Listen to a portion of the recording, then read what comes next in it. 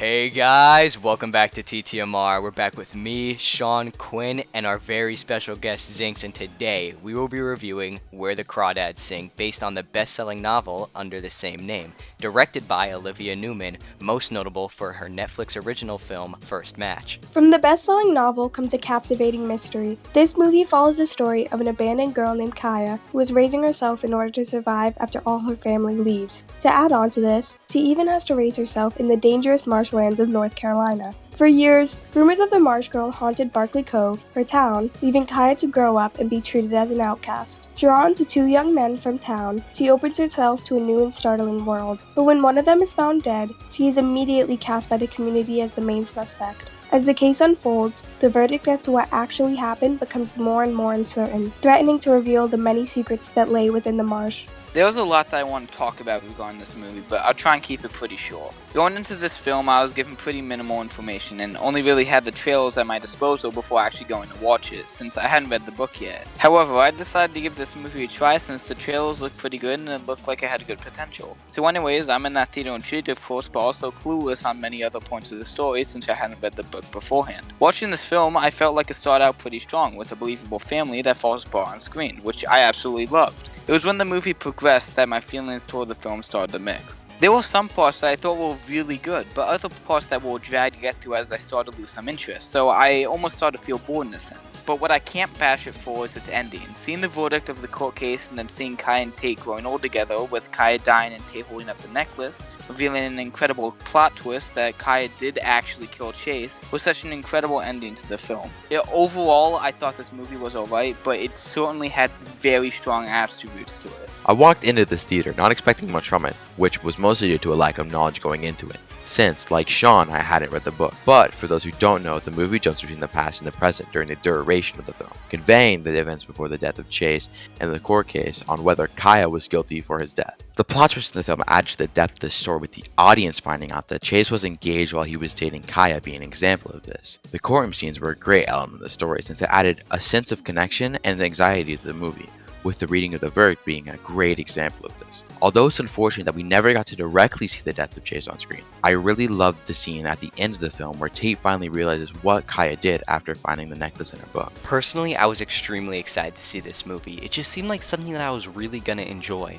I'd also listened to the audiobook not long before going to watch this film, so to say the least, I was pretty excited. And wow, this movie didn't disappoint me in the slightest. This film told such a powerful and meaningful story, and I mean wow, they fully captured some of these scenes. The way they were shot was just beautiful, and my favorite example of this is the scene where the leaves were kicked up by the wind and Kaya and Tate share their first kiss. The scene is really able to convey the moment in a great way, and it gets the audience to feel the emotion that the two of them are feeling. Watching it made me feel extremely happy due to the fact that I and probably many other audience members were hoping for this moment, as we had previously seen Tate truly does care for Kaya. I was ecstatic to watch this movie because I have heard of the book countless times and was so intrigued to watch the movie adaptation. I personally had not read the book before watching the movie, but oh my god, I definitely am now. The plot twist was amazing in this film, and I really want to read how it was portrayed in the book. The storyline was extremely captivating and the film was shot beautifully. These two attributes combined result in a wonderful movie. I am also so happy that I was not the only person who enjoyed this film, considering that everyone else rated it decently high. There are many great things to say about this movie, but first, I just want to mention the stunning cinematography. This movie was absolutely beautiful. As I mentioned earlier, the scene where Kaya and Tate share their first kiss was shot perfectly.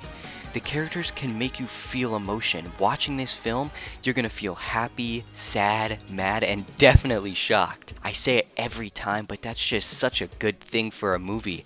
Making the audience resonate with their characters is terribly important, and doing it to such a high degree is even better. Another fantastic quality of this film are the actors and actresses they get to play our main cast. My two favorites being Daisy Edgar Jones and Garrett Dillahunt. Daisy is such a great up-and-coming actress, and she absolutely sold her performance in this film. Garrett also perfectly played an abusive father.